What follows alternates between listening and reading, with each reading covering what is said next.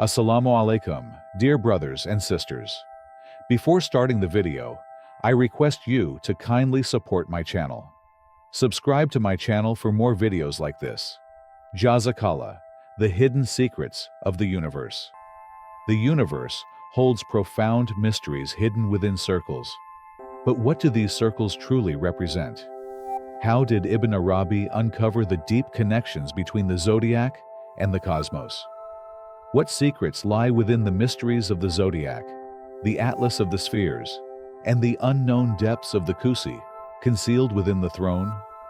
What insights does the preserved tablet, the divine record of God's knowledge, contain? How does the knowledge of Lawh Mahfuz shape our existence? Does God reside in a specific place? Where is God at this very moment? We will dive into the concept of Wahdat al Wujud, a subject of great debate and frequent misunderstanding, and explore its depths. This video delves into Ibn Arabi's perspective on creation, constellations, and dimensions, unveiling the hidden, mysterious, and awe-inspiring aspects of the universe. Are you ready to uncover the universe's hidden truths? Falak. The Arabic word falak, often mentioned by Ibn Arabi, refers to the path along which stars move. The universe does not function in straight lines, but rather in cycles. Everything follows a circular pattern, and this cycle never ceases. Nothing in existence remains completely still, because true stillness would mean the falak itself has stopped. If that were to happen, the universe would fall into chaos, disrupting its divine order. According to Ibn Arabi, the falak are channels through which divine knowledge flows. There are 9 falak that transmit this knowledge from the higher realms to the lower ones, known as the transmitting falak. Similarly, humans have 9 understanding falak that connect them to both the universe and God. The first falak set in motion was the Atlas falak, which contains the zodiac signs. Ibn Arabi believed these signs hold the foundational codes of the universe, far beyond what we understand today. Everything that moves, whether in the physical or spiritual realm, is linked to a falak. The universe has maintained its order from the very beginning, because all things are in motion. Ibn Arabi also referenced the Prophet's analogy of the throne and the kursi, emphasizing that all falak adhere to this divine structure. This circular system governs not only the physical world, but also the spiritual dimension. Creation. As beings come into existence, they become connected to their own falak. According to Ibn Arabi, creation began because God desired to be known. This marked the first separation of unity, where God's names and attributes sought to manifest. The process began with the emergence of Wahdat al Wujud, the concept of unity in existence. From this singular reality, diversity arose, leading to the creation of the cosmos.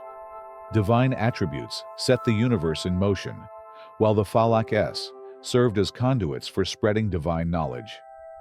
Ibn Arabi described the falak as having both visible and hidden aspects. The visible side, which includes celestial movements, is studied by astronomers. However, the hidden side consists of spiritual falaks, accessible only to those who possess the ability to perceive them. The largest falak, the throne, is where divine names gather. Stars float within these celestial pathways. But to Ibn Arabi, these falaks are not empty. They are filled with angels. Angels are responsible for carrying out divine commands across the universe. Each angel fulfills a specific duty, much like the forces described in sacred texts and myths.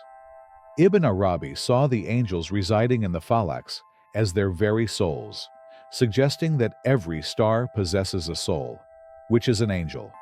These angels act as intermediaries, bringing divine will into motion. Just as the soul animates the human body, angels give purpose to movement in the cosmos.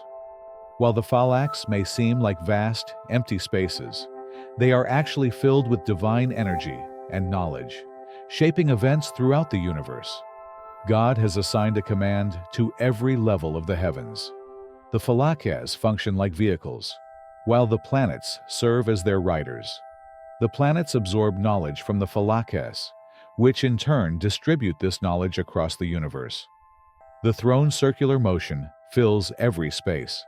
According to Ibn Arabi, if the falak moved differently, the void would not be filled, and thus the divine work would not be completed. Therefore, the rotation of the falak and the divine knowledge they carry continues endlessly. According to Ibn Arabi, God's knowledge is written in the falak-s, and so is the secret of humanity. For humanity is the purpose of the universe's creation. Humanity was the first thought, yet the last to appear. The throne is the highest falak in rank. The first intellect, or the pen, first wrote the book, the preserved tablet, and this first writing is the throne. God has placed himself upon the throne with his name, the most merciful. Up to this point, nature, the earth, the elements, and everything in the universe have come into existence. According to Arabi, the throne and the kursi that holds it do not move. The first falak to rotate is the Atlas falak, which lies below them. Atlas. According to Ibn Arabi, here, God begins a journey from unity to variety. In this process, difference emerges. The variety of the universe is formed by the difference in divine knowledge, transmitted from the main order, divided into 12 regions, to the falak-s below during rotation. By finding their own forms, the zodiac signs have emerged as the primary space for this difference. From the 4 basic qualities, heat, cold, dryness, and moisture, 4 elements arise through their interaction with each other. The Atlas falak is divided into 12 regions to serve as a space for these new formations. Kingdom. According to Ibn Arabi, God has organized the universe like a kingdom, reflecting his name, Al-Malik, the sovereign. God has chosen special individuals from among his servants. These are the rulers of the universe. One of those chosen is Nun, the head of the Holy Council. God created the pen for Nun and made him a writer. The pen writes the knowledge given to it onto the preserved tablet. Ibn Arabi states that the number of pieces of knowledge the pen writes on the tablet is 360. This is why the zodiac circle also has 360 degrees. According to Ibn Arabi, in this divine order, each zodiac sign has a governor. Each governor receives knowledge of their own name and rank from the preserved tablet, and applies this knowledge accordingly. Moreover, by divine command, these governors have deputies and assistants. In the 7 heavens, there is a deputy in each heaven, responsible for overseeing the tasks as conveyed and commanded by the governor. Deputy God has revealed his command to every heaven, and the assistant in the falak transmits the knowledge he receives to the falak. When the Atlas falak begins to turn, the elements release what they carry. During this spiritual union, natural things emerge according to the reality of each element. Arabi describes this by saying, "Thus, the mothers of the world appeared." These first principles of creation are fixed. They do not change or transform. Each zodiac sign has its own nature, and this nature manifests itself according to the truth of that element. Below the circle of the zodiac signs is the falak of the fixed stars. Below this, in order, are the 7 planets and the falaks in which these planets are found. The hierarchy of the falak Ibn Arabi classifies the falaks in 3 different ways. 1. By their height. 2. By their rank. 3. By their level in the hierarchy of beings. According to their height in space, the throne, Arsh, the kursi, and the Atlas falak are followed by the falak of fixed stars, which also contains the 7 heavens. This is also called the falak of stations. Next come the heavens of Saturn, Jupiter, Mars, the Sun, Venus, Mercury, and the Moon. The knowledge passed down from the sky reaches the earth, completing itself through the spheres of ether, air, water, and earth. When Arabi evaluates the falaks by their rank, he places the sun at the highest level because the sun is the heart of the world. It connects the 7 falaks above with the 7 below.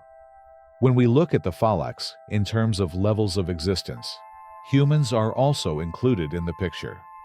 Human Ibn Arabi gives symbolic meanings to the word falak. It is one of the key ideas he uses to explain the levels of existence. Within the levels of existence in Wahdat al Wujud, he places the Insan al-Kamil, the perfect human, at the top. According to Arabi, the Insan al-Kamil is the seal of all worlds, and everything was created for him. The universe was created to reveal the divine realities hidden in God's knowledge. It came into being as a result of God's desire to be known, and humans were born from God's desire to be seen in a unique form. In this way, humans and the universe are connected. The universe is like a great human being, and humans are like a small universe, studying the universe. The falak of the vast cosmos have their counterparts within the human being, often referred to as the smaller universe. Because of this connection, studying the universe and understanding the falaks is deeply enriching and meaningful for an individual.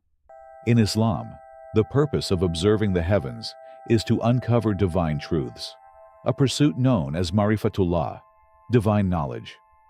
The more a person learns about God and His creation, the closer they become to Him in devotion and understanding. The study of the stars and falaks is ultimately a way to grasp how God's commands were revealed to the heavens and how they shape everything in existence. To attain divine knowledge, one must first understand the falak of the greater universe, the cosmos, before exploring the falaks of the smaller universe within themselves, both physically and spiritually.